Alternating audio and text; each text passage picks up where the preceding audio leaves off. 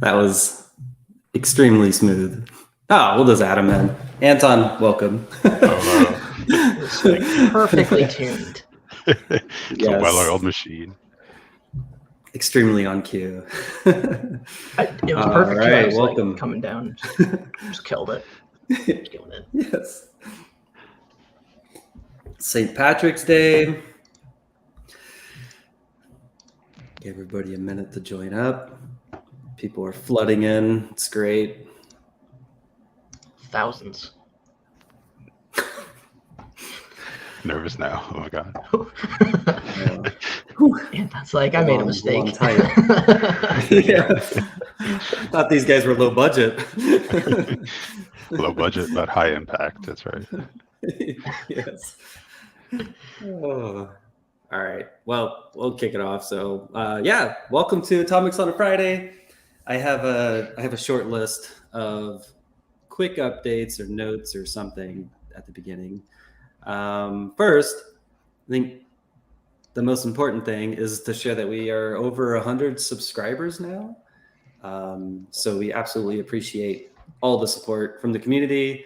Everything we're doing here is just to bring the best tactical, actionable content. So we thank you guys for listening in and joining up. This week's obviously Anton's here. Next week will be Nasruddin. And then make sure you like and subscribe. And the YouTube video will be up after. Go from there. Awesome. We will ship it. Ship it. Buttons. Too many. One day we'll have someone like professionally button click things for us. I feel like we should get that Cool. once you hit 100 subscribers. Like that should just be like, if you don't have one, did you really make it? Yes. Yeah, exactly. The real marketing budget kicks in. All 7 cents from the ad revenue we got now. Yes. That's awesome. Let's go in. All right. Clicking more buttons. Okay, so who we are. Just go from the top. My name is Michael Haig. I'm a threat researcher at Splunk. And, Paul and I put Atomics on a Friday together to bring the community together to ship Atomics downrange. And Paul, you want to run? Yeah, I'm Paul. I am a principal threat hunter, as well as co-maintainer of Atomics on a Friday with Mike. I don't know. I never do this right. I feel like everybody just pretty much knows at this point because like this, everybody tunes in. But yeah, super excited. But very excited for our special guest today. This whole series has been awesome so far. So really excited to keep it going. So Anton, thanks again for joining us. You just give us a little bit about yourself, which will probably be better than how Mike and I introduced ourselves. I don't know about that. We'll see. My name is Anton Ovrutsky. Anton loves D&B on Twitter. I'm a team lead for the threat research team at Sumo Logic. Happy to be here. I think we're going to jam out to some Purple Team stuff today, which is a topic that's close to my heart. So yeah, really excited. Right on. And can't forget Goots. So we'll be doing That's the VIP right there. It's the real one. Yeah. Real large. I should probably put in the reference again. There's the stream. Oh, accidentally just moved it. There we go.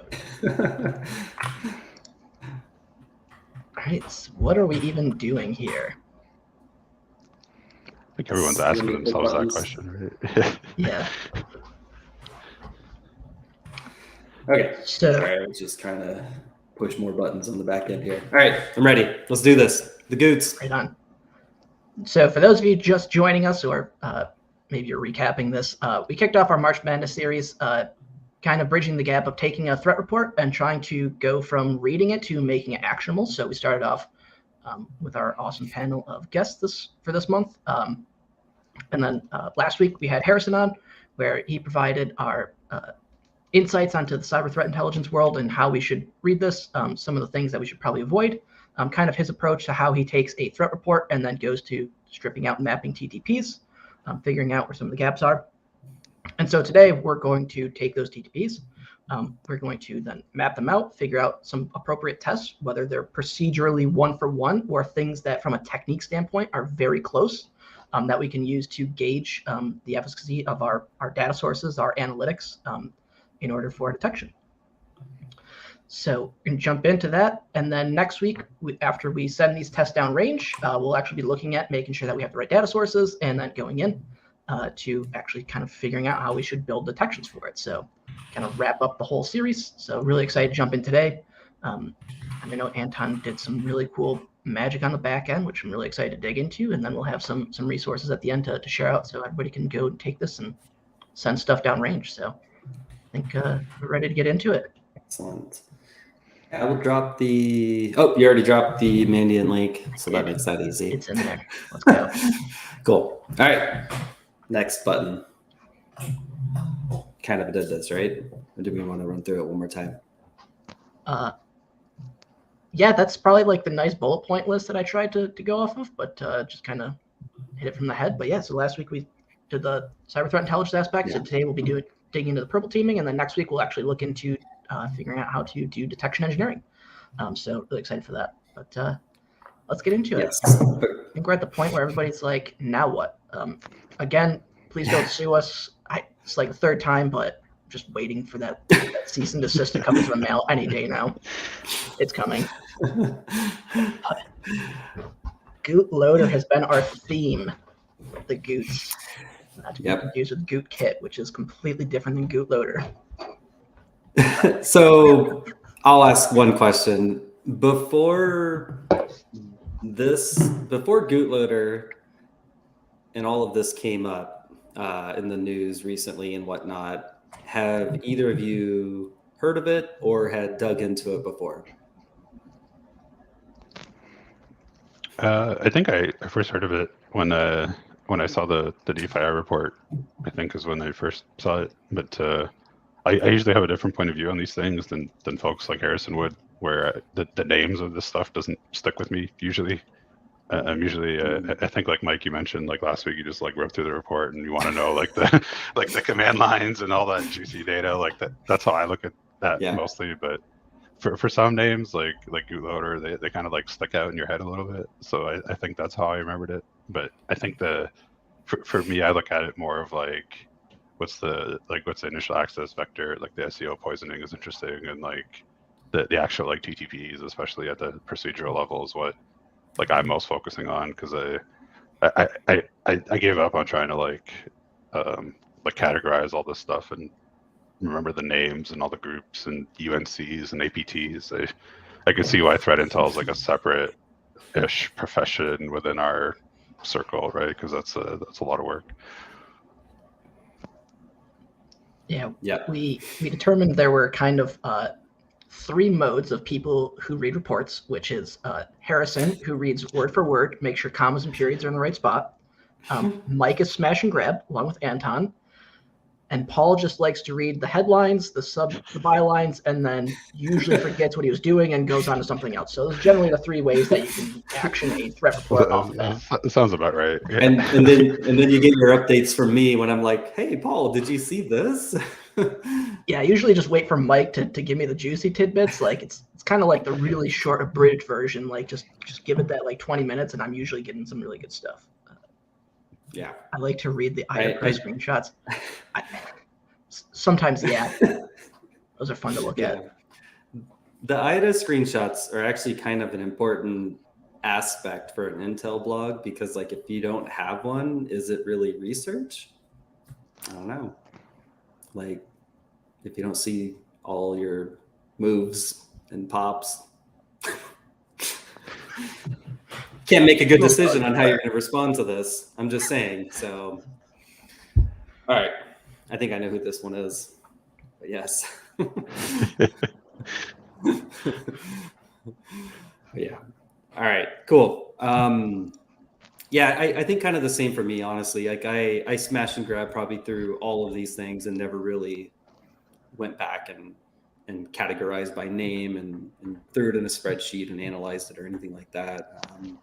I actually thought about it. I think it was this morning. If you follow me on Twitter and you see copy and paste text from a blog, it's because I actually went back and read it, and I'm like, this is interesting, and I'll ship that because I'm like, now I'm actually like reading the blog and going in a little bit more detail. But yeah, that's my CTI Hague for the moment. Yeah, sometimes I'll see someone post like something super interesting from a report, and I'll think like, I remember looking at this report, but I didn't see that part, and then I have to like go back and like reread it and actually reread it, and then every time I'm like, damn, I should have done that in the first place. But the cycle continues. You know how it goes. Yeah. Everybody's here studying up on new and emerging threats, and I'm trying to track down what is the most apex wildcat in the kingdom. Which one's the best threat hunter out of all of them? The house cat has to be the house cat. Yeah. It's the black-footed cat. It's like 9 pounds, even smaller than the house cat. Yeah. The little kitties are crazy. Yeah. 60% success rate, 14 to 15 takedowns in a night. It's 1 an hour at this point. That's wild. Yeah. Tigers aren't even doing that. They're doing it like once every 7 days. Let's go. All right. Random side tangent. So then I guess I know that it's actually interesting, but yeah, we got to keep it on the purple teaming here. My next question is from your perspective, and I guess this is for all of us. When you're developing or when you're reading a report like this Gootloader one from Mandiant, how are you outside of like the smash and grab and things like that? Like, so you got those pieces pulled out. Kind of like, what's your next step? Like, what do you do, Anton, Paul, Mike? What do you do? Kind of from there. Is it just leave that from there? Go from there. What's the next purple teaming part? Getting close to purple teaming part.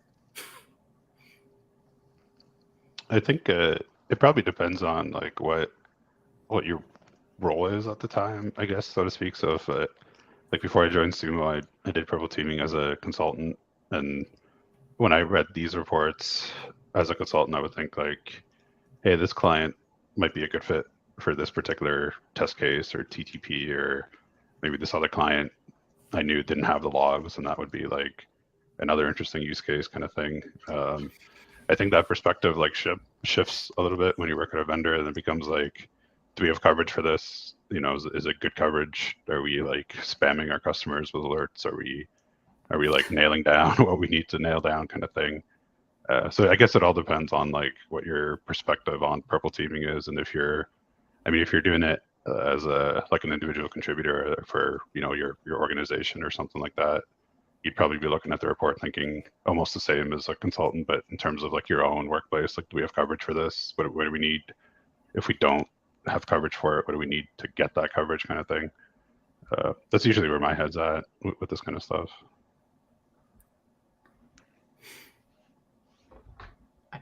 Yeah, I don't really have it like a variance of that. Like it's kind of the same thought process, right? Like, how would I try and emulate like procedurally something if it's close to it, if it's unique enough that would make it interesting, versus, okay, this is a technique and this is a variation of a technique.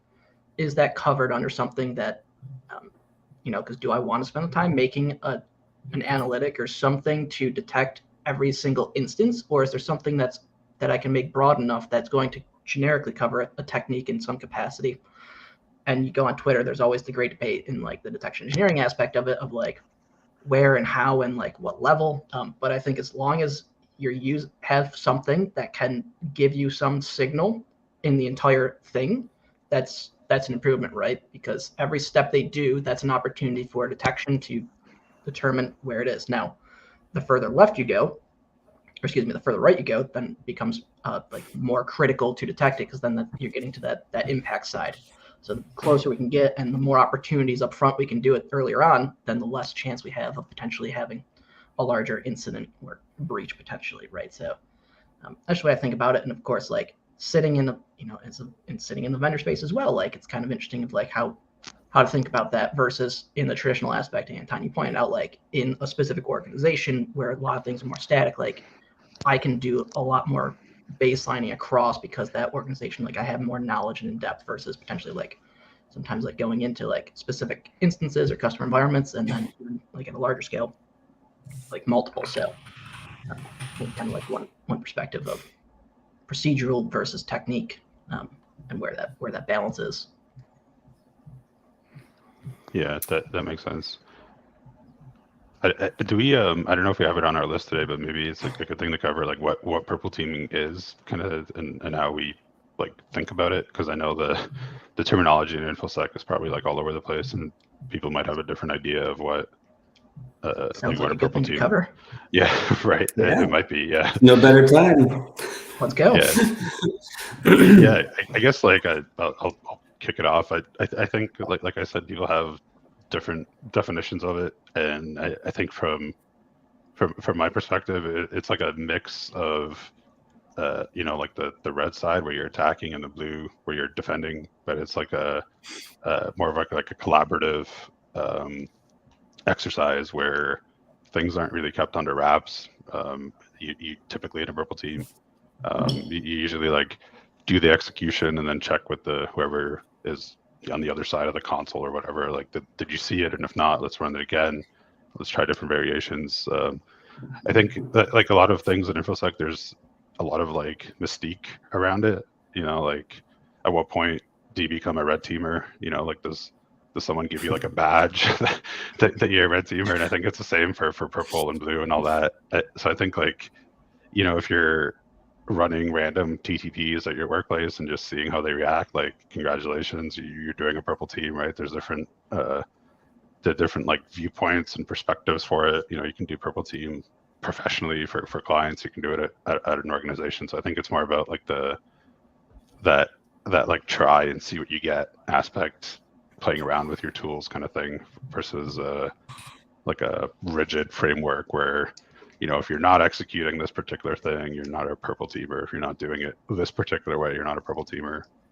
I think as long as you're bringing value to your organization or your client or your customers or whatever, then you're doing purple teaming. That's good for you. But that's my viewpoint on it. Maybe you guys have different ones. Is there a because I've seen it kind of go two different ways, and so is there, and I'm asking kind of naively, but is there a purple teaming framework out there that people could start with? Do you know? I don't know. Yeah, and I know like the Res had one, and I know that like that very old. I don't want to say old. No offense to Nickerson and Gates, but they did a talk. I believe it was at Troopers. I could be wrong on that, but I think it was called like Purple Teaming the Kill Chain or something like that, where I believe that was one of the earliest kind of like articulations of purple teaming, and especially the like tracking around it. I think that was the like magic sauce of that talk. And I know Skeeth has some materials on purple teaming frameworks as well. My suggestion, and take it or leave it, would be like look at those after you kind of start your exercises, because I ran into a lot of cases, when I was doing purple teaming as a consultant, that clients would tell me like, oh, we want to do it, but we don't have like X or Y in place, or we don't have like this framework, or we're stuck on like the process. Like, I don't know. I'm more of like a rubber hits the road kind of person. I would rather see like something get done before you wrap it around process and framework and slow yourself down and all that. So all that's out there. It's valuable. It's awesome. There's probably like white papers on it too. I remember seeing on purple teaming, but yeah, I would start on your own, kind of like slowly and work your way up to the more official frameworks, because there's no like purple teaming police out there, right? Like no one's gonna like come to your workplace or your shop and say like, hey, you're not doing this purple teaming properly, right? Like as long as you're having value, you're not like breaking your networks or your client networks and stuff like that. Like a successful purple team in my books. Yeah, because I've definitely seen like probably the more operationalized version of it, where it's like you mentioned, where it's very like red and blue coming together and kind of like step by step, like here's initial access. We ship the doc, we caught it, okay, did you see this, call back? Yep, saw the call back. All right, excellent. Let's move to the next stage. And then maybe there's a point where it's like, we didn't see that because we didn't have a proxy, or there was something or it was an application that doesn't actually log that. And then it's kind of like, there's like this gap piece that's in there too. But then I could see how it can be. I think you kind of mentioned it a minute ago too, about how like, you're a red teamer. Like, when do you put your red teamer hat on? But it's like a small org, you got a red team hat, and then you got your little blue team hat, and you're like, put both on, and now you're purple teaming, Exactly, and it's right, like, I'm just trying to make content better. I just want to detect the threat, and or detect, these TTPs or procedures from Gootloader or whatnot. Like, it's like, just gonna put these on and hope for the best. Yeah, and I see a lot on like Twitter and stuff that people think it's all about like the EDR testing portion of it, and seeing how the EDR products, and that's a big part of it for sure. EDR is like a big piece of the puzzle, but in a lot of cases, at least from my experience doing purple teams, the issues were like EDR was definitely an issue, right? It missed some things, or a system didn't have it or whatever, but there was so many cases where it's more like the infrastructure side, like the server's not behaving like the rest of the servers, or like the firewall is not blocking the port from the specific subnet like it's supposed to. And that's the magic of purple teaming in my books, is that you could test like all your tools end to end. Because like when you think about it, and you think about all the like steps that are necessary for a similar to trigger successfully, like there's a lot involved, right? Like the log has to get generated, the right tool has to get it, it has to be parsed, it has to be sent, it has to, the alerting logic itself has to work. So there's so many steps involved in all that, and purple teaming is really great at testing them in kind of like one shot, and in a like a collaborative way. So that's don't think of it as like only testing your EDR. It's testing all the little components that support your network all together. Yep. And so I guess previously, did you run into a lot of shops where they were like pretty formatted and ready to go for purple team exercises? Or was it kind of like you had to bring everything to the table and really run the show? It probably depends on the clients, right? Like some are more mature, some were less mature.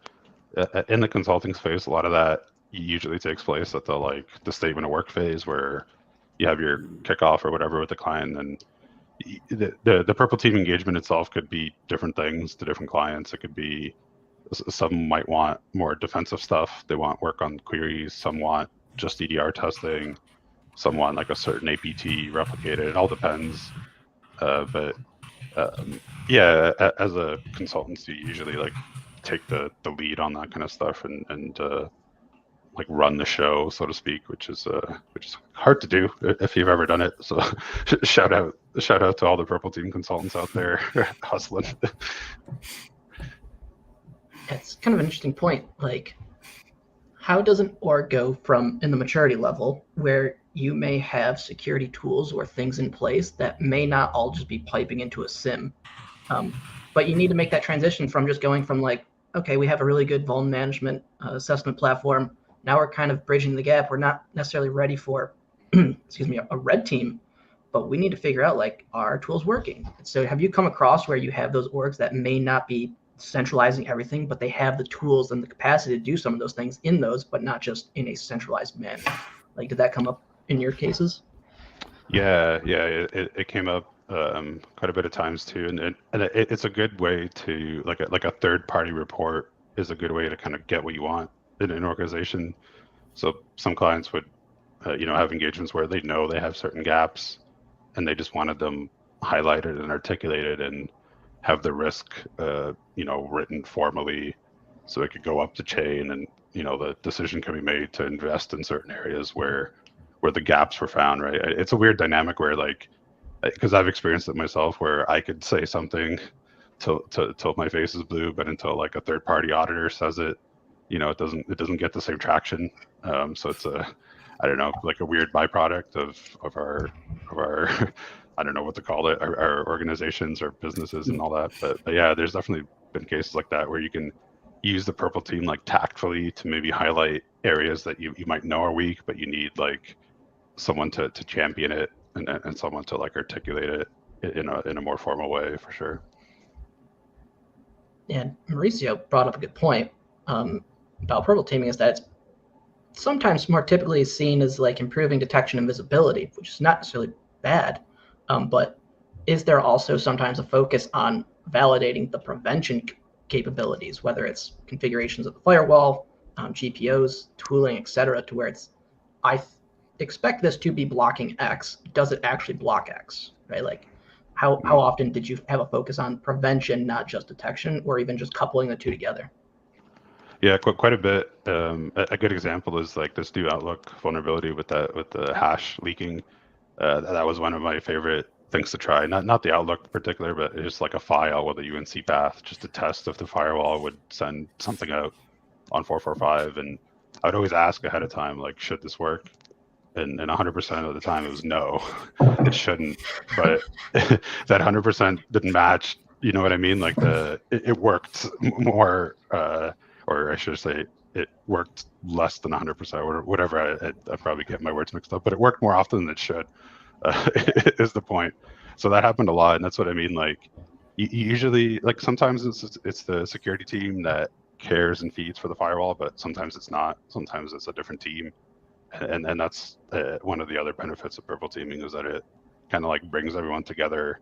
And in a lot of cases, like the Active Directory admins would hop on the call, or the firewall admins would hop on the call, and we would like do the thing, and they would see for themselves what the outcome is and what the risk is. And it's, you know, you could like explain like, hey, your hash leaks, and you kind of get it in your head, but until you actually like see it, it doesn't click the exact same way.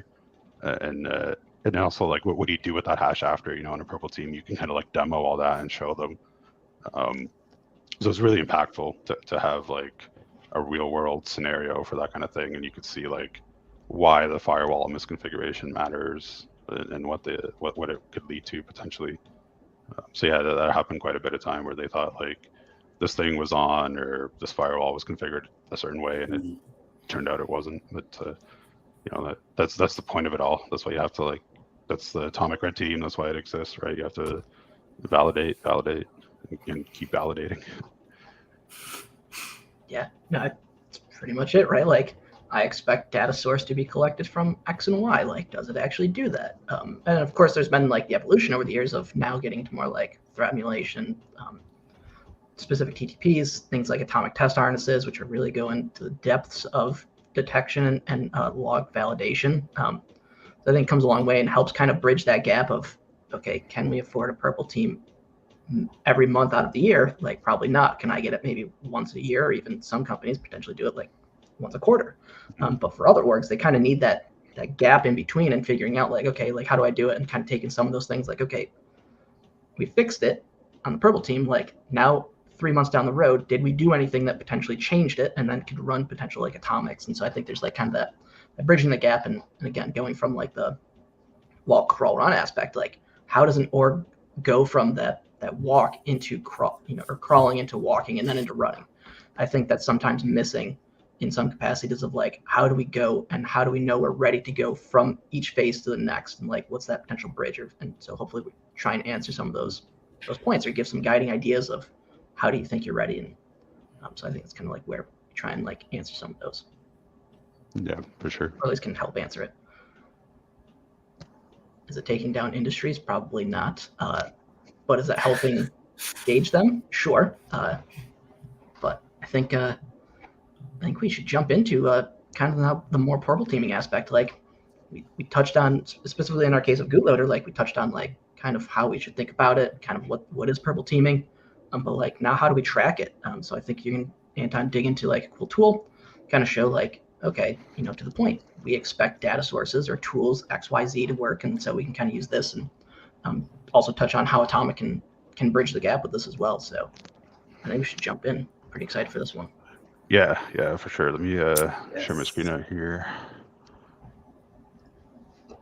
All right.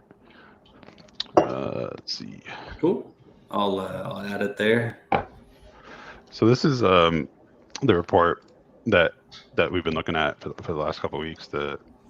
Mandiant Gootloader report. And what I did is just took this narrative here, and shout out to Mandiant for providing this, just like a clear narrative of like the attack path. And I used a tool called Vectr to map it out.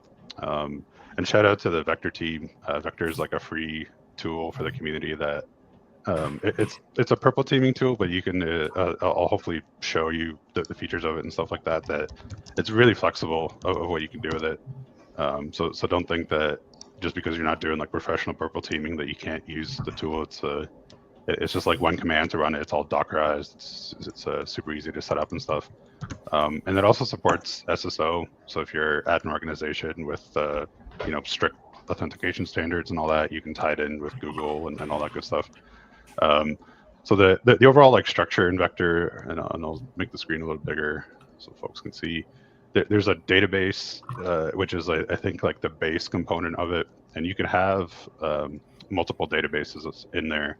And they've added this Vectr intro tour database. So if you're new to Vectr and you want to tinker around with it, take a look at this database. It'll kind of show you what Vectr is capable of. But I just made my own Atomics on a Friday, and then within the database kind of sits an assessment, and the assessment is your purple team assessment. And you can organize this how you wish. And I just have an assessment called Gootloader, and then within that assessment, it's just Gootloader TTPs is the campaign that sits underneath that assessment, and the assessment sits underneath the database. So you can break down these campaigns by whatever category you want. You can do like initial access campaign, and then execution campaign, credential dumping campaign, what have you. But I just shoved all the Gootloader TTPs into this one campaign called Gootloader TTPs, and you can see that Vectr kind of generates this cool graph for you. This is the escalation path that is built off these test cases that you put into Vectr, and Vectr will kind of like automatically organize it by the MITRE categories, and you can export it into a PNG and stuff like that. It also gives you a timeline here. So if you're doing a purple team where you're focused on timing and measuring like how fast an alert comes or doesn't come, or how fast it takes to respond to something, all that can be tracked in Vectr.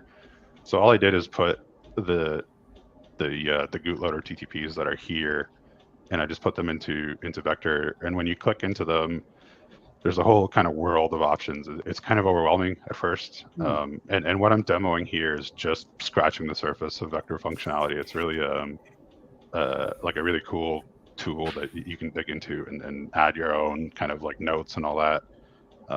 You can also add like custom metadata and go kind of nuts with it. It also has like a really rich API. So if you're API inclined, you can get data in and out of Vectr that way too, which is really neat. So there's Vectr, like this is the window for the test case, and you can kind of cycle through them with these arrows here. And kind of as you go through your test cases, you can mark them up with different aspects. So you can see like this test case was completed. If for some reason you tried to do a test case and something broke, you can set it to abandoned or pause it or in progress and stuff like that. And as you change all this, these times kind of start and stop with you, but you can click into them too and kind of edit your own timeline for which team did what at what point. And then I'll show you in a second how the reporting aspect looks like. But what I have here is just I think this test case is the W script reaching out to a domain, right? Which is, I categorize it as command and control. You can probably pick other categories that might fit. But here you can add a description. And what's cool with Vectr is that this is all markdown. So you can just do like title, of course I can't type. And then if you click view, it'll format it as markdown for you. So if you want to put like code snippets and stuff like that in here, you can do that. But there's this window is just for description, and what I use description for is kind of outlining like the questions that we want answered for this technique. So I have like two questions, like can we see the W script of PowerShell chain followed by a callout. So this for a purple team test, this tells you like, can I see like a process chain combined with a network event? In a lot of cases, those two things are kind of like disjointed, and some customers have trouble linking a particular process event to a network event. If you have Sysmon, you're lucky you have a GUID, so you can just use that. But some events don't have it. And then the second question, like, can we? Oh, sorry. Good.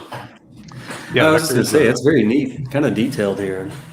Yeah, Vectr's amazing, and that's the thing. Like the way I'm showing it is just my personal way of using it. You can put whatever you want in these descriptions or put them in different boxes.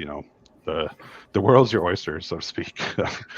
The second question, I guess, like, can we track down a network event and tie that to a particular process? I think this is one of those like really interesting purple team exercise that sounds easy, right? You think like, yeah, of course I can, but when you actually like dig into your data and you have like a million PowerShell events, and like Windows is updating and doing its thing, and like Office click to run is there and Teams is doing its thing, it might be a little bit hard to disentangle that. So that's what I use this description for. Yeah.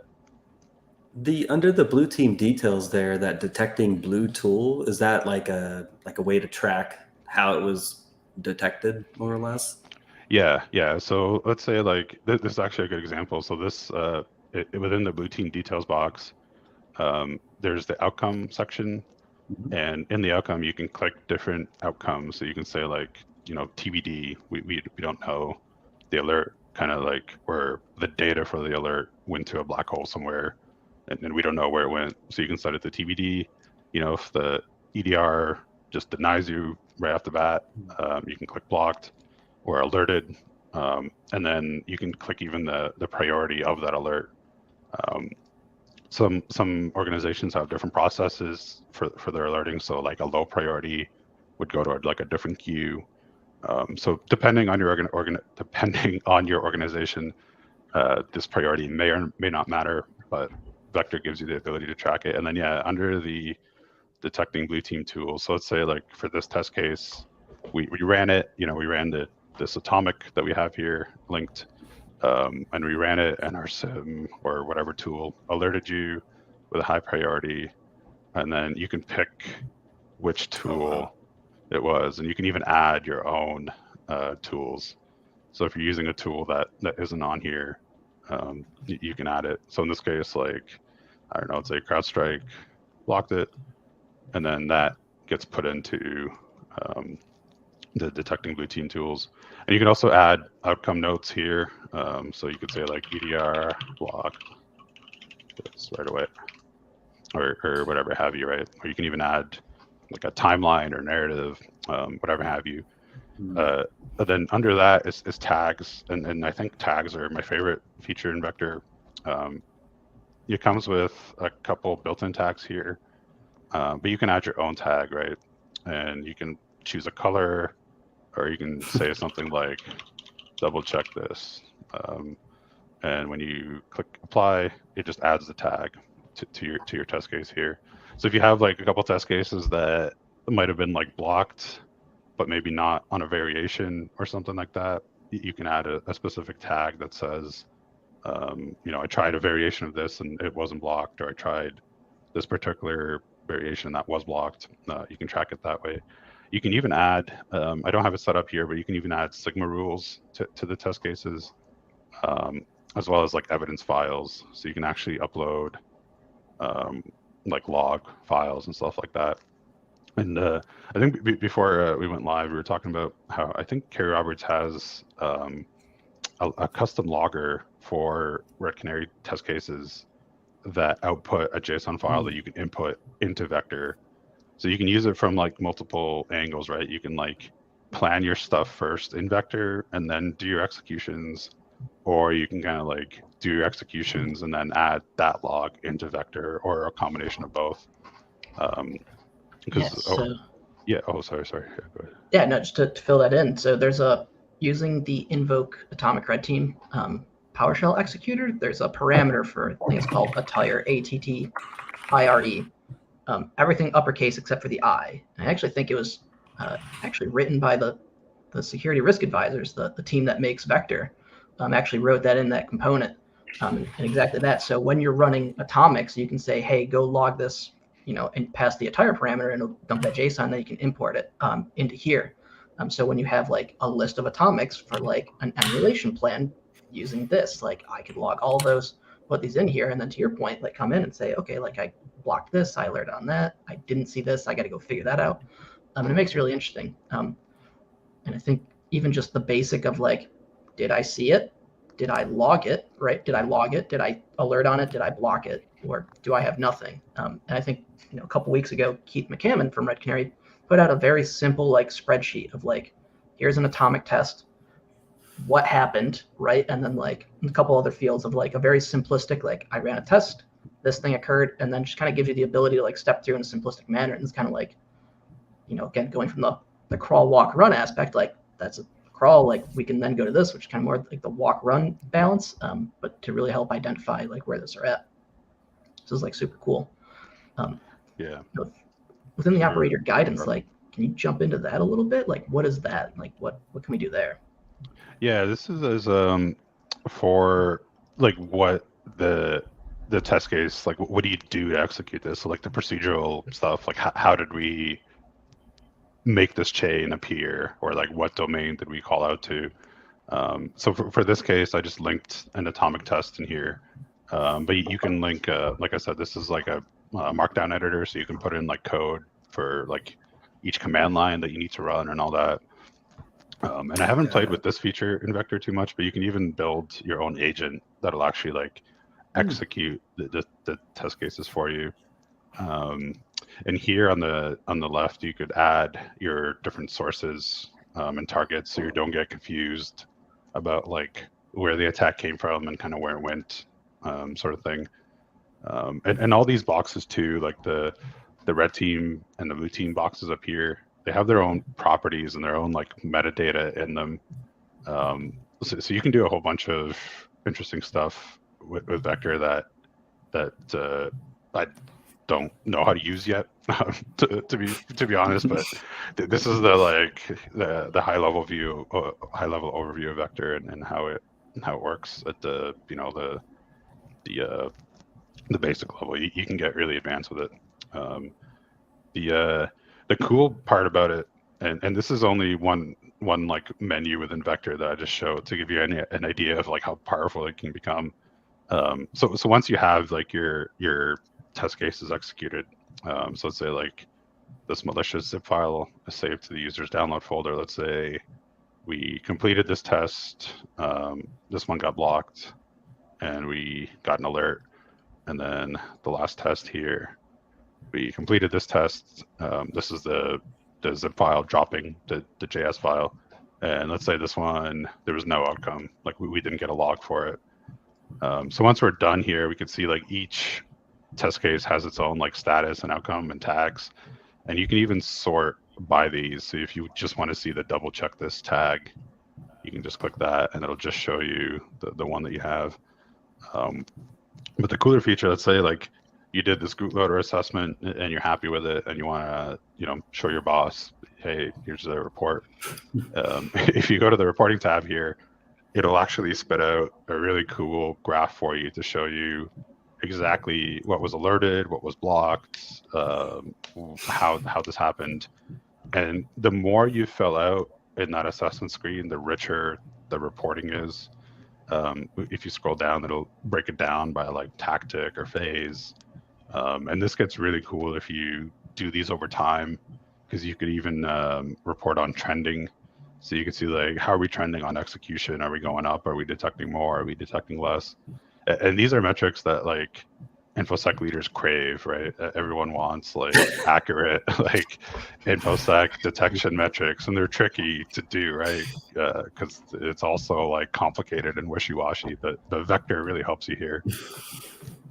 And the cool part too is that let's say up here you have like a bunch of campaigns and a bunch of assessments. You can pick which ones get rolled into the metrics, and Vectr kind of like does that all for you. You don't have to mess with with anything. And this is just one of the reporting screens. There's a whole bunch.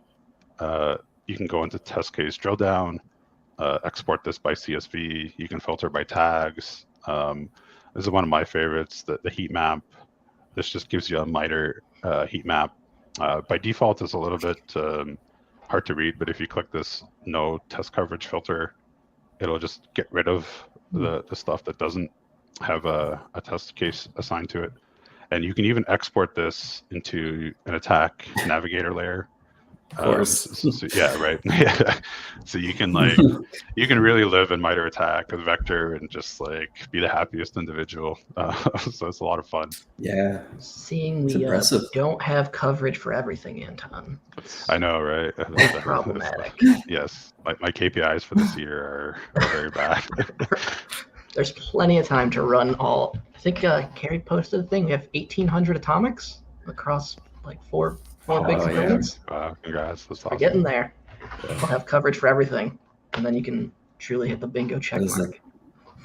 Yeah. Yeah. And the other cool thing that Vectr could do is in this use case probably isn't a great example because we don't have a lot of tools in here, but a lot of the times the customers or businesses want to know how are my tools doing, which tool is doing the most kind of work, and Vectr can help you here. If you go to toolset summary, it'll tell you which tool detected what at what phase. So you can see here Falcon is obviously that's the only one we picked, so that's up here. But if you had more tools, right, you have your proxy involved, you have your AV, you have your EDR, this will give you a nice chart as to what's involved where. And there's a whole bunch of other reporting options in here that are interesting too. The scorecard is a favorite because this tells you what the percentage is of stuff that you detected or alerted on versus stuff that you didn't. And it breaks this down into phases too. So really, really awesome metrics that if you're kind of really good at keeping up with the Vectr and being disciplined about putting in your stats and all that, it'll give you really good metrics. And there's a timeline too. So if you're tracking what happened when, this is really good for that. I think there's an overview for the entire campaign as well. And again, all this is exportable, API-able and stuff. So really, really awesome tool. Yeah, that's pretty neat. I was just kind of thinking about how if you take what Harrison shared on the CTI side and you kind of fill this in, and then blue comes in and riddles their pieces, red riddles their pieces. It's a pretty powerful resource to have for an organization here. Yeah, it's good. If you're kind of just starting out and you feel overwhelmed by it, it's understandable because it's overwhelming. There's a lot of buttons and options, and I find something new about it every time. But I find that it's a good glue to stitch together, because if you're thinking about doing a purple team exercise, the actual running the atomics, you guys made that easy. But how do you track that, and what do you do after the fact is a bit of an unknown. And that might be, for some people, that might be the reason why they don't want to do this kind of stuff, because they're overwhelmed with the tracking part of it and with the metrics part of it, and they don't want to juggle around a spreadsheet or whatever. So this tool is really good for that kind of thing. So yeah, big shout out to the SRA team for keeping it free and putting in hours and all that, developing it. Yeah, I didn't realize that was just on their website. They actually have a couple other tools that I've never come across that sound really interesting. But this, I've been digging into this a lot over probably the past year, and this is probably one of my favorite tools from exactly to your point. I run a test. How can I just make sure and again, even taking up the part I don't want to live in Excel, but I want something that kind of does some of the magic for me in a very simplistic, even here, right? This is very, very simple of, here's a test, here's the technique, here's the thing I think should do the job of whatever it is, block, detect, alert, log, and then just tell me where I'm at, and I can kind of then start to piggyback and go from there. Yeah, it gets really, I was saying, when you as you do more of these and you do them over time and you track them the same way, and you really get some interesting metrics as to what tool does the most for you and where your weaker areas are. When I was doing this with clients professionally and some had Sysmon, eventually over time, you would see Sysmon be like heads and tails above EDR, proxy, all this other stuff in terms of like detecting, which is really interesting. I found anyways, and I found that to be pretty consistent. And I guess that's not like, I don't want to generalize it to be like, if you have Sysmon, it'll alert on everything and you have coverage for everything. But like, that's why I harped on it so much in my career and over the years, that because I've seen it work personally. When I was using it individually, and when I work with clients who had it, I saw like empirically that it covered more execution test cases than other tools did. So that was really interesting. Yeah, I know. Kind of looking at this, and it's like, it's almost, I'd have to peruse the website, but this seems like a great opportunity for like a like a SaaS version or something, some kind of supported online, like where folks don't have to build it and like they just like start using it. Yeah, that's powerful. Yeah. Neat. Yeah, it's awesome. And like I said, super easy to set up. There's a Docker file. And even when you upgrade it, all you have to do is like open the Docker file, change the version number, and Docker Compose down and then up, and then you're good to go. It's a really, really sweet tool. I think I haven't spun this up like 10 times because I keep forgetting or like blowing away the VM that holds it. And I was like, oh, that had Vectr on it. And I lost a whole bunch of stuff. And then I'm back up and running in 5 minutes. So I can attest that it is really probably one of the most simplistic installs and usage of getting this up and running. Yeah, just make sure to back up the databases when you're doing it. Oh, I just have. a quick tip for everyone. Yeah. Back up your backups. Is there a way to like, so is there a way to export like this bootloader piece and like, or this Atomic on Friday piece? Like, is there, like, if I wanted to share this with other people, is there an option to like export? Is it like database or? Yeah, I think you can download a report and then you could actually do like a CSV dump of the database. Oh, okay. I don't know exactly how that looks when you go to import it back, but there's got to be ways to do it. Yeah, in the Docker file that mounts a path with a database, you can do it that way too. Okay. That's not something I've done a whole lot of, but yeah, it should be possible. And I guess the last resort, if you can't share the actual vector piece, you can share the heat map here, the MITRE one. Yeah, we'll get this out so that way people can we'll have a repo of all the resources associated for everything that we've been doing the past few weeks. We'll congregate all of that, have it in a central repository in our GitHub repo. We'll have the vector stuff. We'll also convert it to like a very, again, simplistic CSV. So if you just want to point to like, test case, atomic test number X, go run it and then track it. Like we'll have very simplistic approaches. So that way you get a little bit of everything. But I think this is a really good place to at least even just get started of like, okay, I'm just going to pick a couple TTPs and let it rip. Even if you start with like 2 or 3, that's at least you're getting going. Like that's the key. Mm-hmm.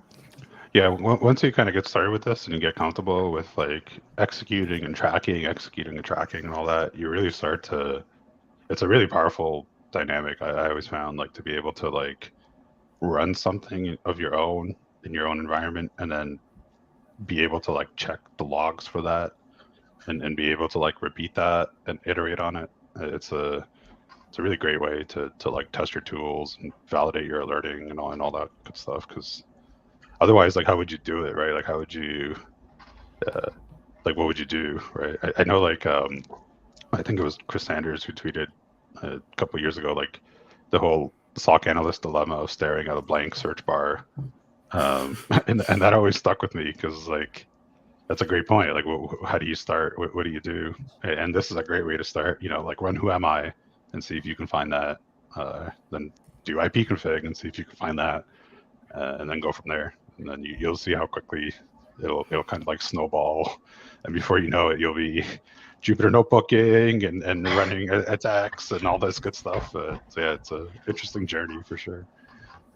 I think that's a good topic. It's like sometimes even when I'm asked a question of like, did thing occur? Like, okay, well, like, what's the fundamental ask to your point? Like, okay, I ran IP config, and I think that should show up in my EDR data. Like, I think sometimes people think that some of these queries that we have to write for whether it's an EDR or in our SIMs that has to be like complex and very, well formed, like wildcards. Slap it in there. If you have no idea, like that's okay. Like just slap in those wildcards, let it rip, figure out those things, and then you start to build it over time. And then as you're trying to tune and like get more detailed of what it is, then that's how they kind of build out. So like start simple and then build off of that versus thinking I gotta have, you look at some of these things that people write that, in GitHubs for like EDRs, like KQL stuff, and you look at it, you're like, it's 20 lines long, it's complex. You're like, what is all this stuff doing? When in reality, you could start with a simple thing, just wildcard it all and see what happens. Yeah, and that'll give you an idea of like, where like the fields are and all that, and what contains what for sure. Yeah, that definitely. You even think like, what are the fields? Like, you think about like the event schemas that EDRs have. Like, there's event schemas that I've been working with this EDR for like 5 years now, and I haven't even scratched the surface of understanding all of them. So like, even when I do the wildcard search and it pops up in this thing, I'm like, oh, that's an interesting event schema or source, and then I go look at what it is and how it's collected or how it's collecting it and what gets populated. Like, that gets really interesting. So there is some benefit of just slapping the wildcard and let it rip, especially in your sims. Yeah, definitely agree. That's my favorite. Yeah, same. Yeah.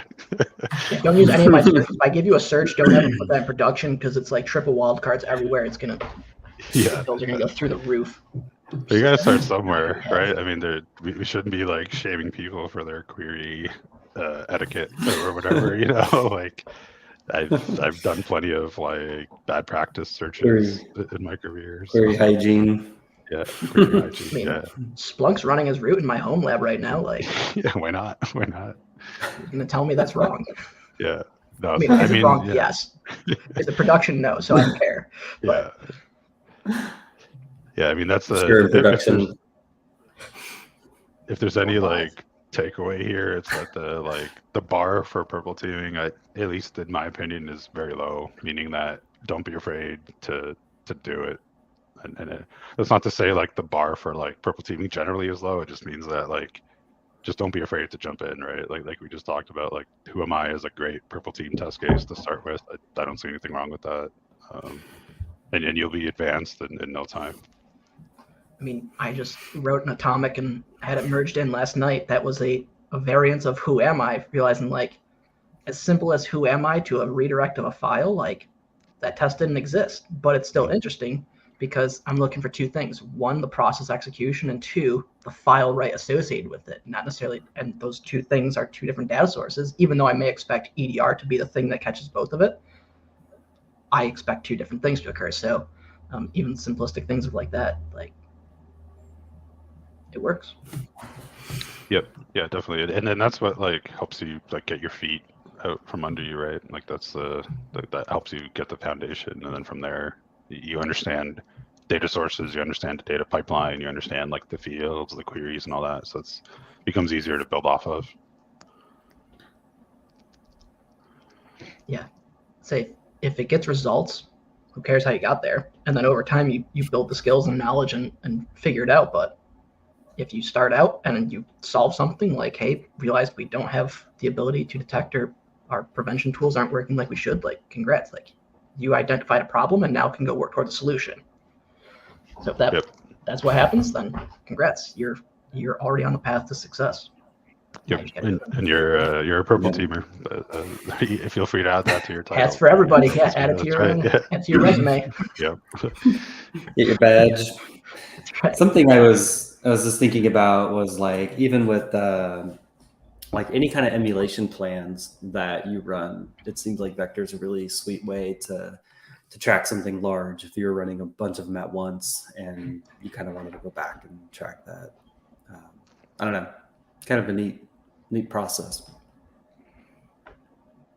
Yeah. Vectr is like I said, it's like the kind of like the glue that ties together your testing, your tracking, your metrics. It kind of like sits in between all that, acting as like the organizational tool for it. But I mean, you don't have to use it that way. You can use it strictly as like a repository for your data, for your logging and all that. You can do it that way too. There's no like, I mean, the folks at SRA might disagree, but I don't think there's any wrong way of using it. Like as long as you're using it and tracking, I think you're good to go. I think like Awesome. I'm giving a talk on Atomic Red Team for like incident response training. Was it designed for it? No. But can it be used for it? Yeah. Am I probably stretching it a little bit? Maybe. But does it solve problems? Sure. So like in the case of like, hey, maybe it wasn't initially designed for it, but it could fill this kind of need. Like, yeah, go for it. I mean, who's going to tell you no, especially if it's getting results? Like, if it gets results, you can't deny it. Like, Yep. Somebody can tell you like, no, that's wrong, but who cares? Like, you're winning potentially. Like, go for it. Yeah. As long as you're like pushing that needle forward at your organization or for your clients or customers or what have you, like the way that's done. I mean, like, I don't. To me, there's very little things that you can do that I'd be like, no, this is like completely wrong. Like obviously if you're being like negligent or something like that, that's a different case. But if you're like not using Vectr exactly the right way, like no, I'm not gonna like show up to your house and tell you like, hey, don't use Vectr like this, right? So yeah, just play around with it, have fun, tear down the container if you're stuck, build it back up. So that's what it's there for. Or delete the VM and rebuild it. Or that. Yeah, that's definitely a good approach too. Yep. I always forget snapshots. Yeah. I spend way too much time building it and then snapshot it like way later than I should have. And then I'm like, all right, well, here's 2 hours coming back of building a VM and installing like their tools. Like Misp I used to build by hand all the time. It was awful. But that's Docker. Like I had deleted like 5 containers and they're all randomly generated named. And I'm like, I don't know, like they're all going to die today. And ends up being the important ones. Yeah. That's the funny thing too. Like the Vectr that I was just showing was running on my machine back there in a VM, but in a container too, where I guess I didn't really need to create a special VM for it. I could have just ran it in Docker, but that's the old school mentality is still there, I guess. Yeah. So can I put like a container in a container that's on a VM that's on like bare metal? I think you can. I think there's Docker and Docker. Yeah, I believe that's possible. I don't know why you would do it. I'm sure there's a way to do it. I'm waiting for Vectr to get Kubernetes-ized as well, because it's a Docker compose file, which I think is close to a YAML Kubernetes thing. So that would be interesting too, to your Vectr as a SaaS product point. That'd be interesting. That'd be an interesting project for someone to turn Vectr into a Kubernetes deployment. So if anyone out there wants to do that, it's a cool project. Yeah, absolutely. I love all these open source tools that can help out and just get started. Cool. So it's been awesome. Really appreciate you, especially taking time with the Vectr and digging into it and really showing off the capabilities of it. So like we mentioned, we'll take the Vectr stuff. We'll get that with our notes. We'll actually create a CSV. And we're going to rip these atomics. We're going to ship them downrange. And then next week, we're going to then look at like, cool, we ran the test. Like now what? Like that's the other component, right? So it's not just running the test, but then which we touched on too, it was like, did we alert on it? Did we detect on it? Right. So then looking at our tools. So that's where Na's going to help us out next week of like, okay, cool. Let's say we assumed that we had no detections, but we have ample data sources. Like now, how do we go build detections and analytics to actually alert us to some potential activity? So it's going to be really cool to jump into there. I'm really excited for that and kind of dig more into the detection engineering side. But it's always nice to again, apply different verticals to kind of the similar problem of taking CTI, making it applicable from a purple teaming, and then figure out like, cool, we have gaps. Like now, how do we go fill those gaps? Like that's kind of the last component of this whole series. So sad it's coming to an end, but it's been a blast and a lot of good lessons learned. Yeah. Insights shared. Yeah, it's thanks for been neat. letting me be a part of it. Yeah, thank you again for joining and sharing your insights and your background. Like, it's been super awesome. My pleasure. I was just Like, laughing at the meme on the right there. It's coming as soon as we wrap. Like, that's the next thing we're planning is Yep. OST charity debate. It's coming. Oof. I hope that makes a lot of money. I hope that energy gets channeled into something positive. That's my wish. We're gonna go big with this one. Yeah. Yeah, nice. Yeah, I'm excited about it. I think there's I going think to be we're gonna some. have two. Yeah. We decided there's gonna be two. One for OST itself, and then the other is a debate on C2 frameworks. So there's ideas for both, and some interested parties for both. So we'll be planning that and getting something going. So be on the lookout for that soon. But first, It's gonna be we like focus a series that doesn't end with those two debates. Those are so like deep calls. That's awesome. I feel like as part of it, we should probably put the nail in the coffin, so to speak, and then at the same time, then build a new debate that really gets going. I don't know if the industry could handle another one. The OST one's already like It's been a years-long battle. Yeah, right. And it feels like it's like a chart that like ebbs and flows, where like the debate like heats up and Yep. But I feel like it's time for something new. But what is that new thing? No idea. But I'm really interested, and hopefully somebody gets something good, because I love watching the Twitter feeds and beefs that occur. Like, it's great. Huge fan of it. Friday night doom scrolling. Like, oh yeah, I'm here for it. And now with the new Twitter, people are writing like the huge, like page-long tweets. So 10,000 character essay, MLA format. I like it. I don't know. I like reading, and so it's fun for me. But yeah, it's definitely a meaty topic, that's for sure. I'm glad I was here for the purple team, not the OST debates. So thank you for that. Well, we'll bring you back in for that one too. Like, yeah, oh, you come on down. Thanks. Yeah. Anton's like fully regretting everything now. I know, he's like, oh crap, I have to debate this now. I think I gave my opinion on it. I think the week before that I was in, I don't know, I sit in like the middle of that all. I don't know. I don't like conflict either, so I don't really get into like the heated like back and forth. But I think both sides have interesting points. But yeah, it's going to be an interesting series for sure. Yeah. I think I want the extreme for both sides. That's what I'm. Oh yeah. I'm kind of hoping we can get them in there and just. Yeah, I want to see. I want to get heated. I want to run it like a high school debate almost. Like, I want a panel of judges. I want a moderator, and then things go and like you get 2 minutes. Like 2 minutes, your mic's getting cut, and then we go on to the next one. Like really do it. Yeah. But I also like the free form aspect of it, because that's kind of cool. So we'll toss around ideas and get inputs from people, and it's gonna be fun. I'm really excited for this. Yeah, tuning into that one for sure. Oh yeah, but awesome. Yeah. Thanks everybody for tuning in. We'll be back next week, 24th, 1300 EST, 1700 UTC. Don't forget those time zone changes that occurred that I'm still battling. I'm just hoping that we just stick to one time zone. Hopefully that passes this year. I'm not optimistic that it will, but one day, hopefully it will. And we just stick with one and never do this again. Yeah. Thank you, Anton. Awesome. Appreciate it. Thanks so much for spending the time here and helping us. Yeah, thanks everyone who tuned in. Thank you all. Bye. Bye.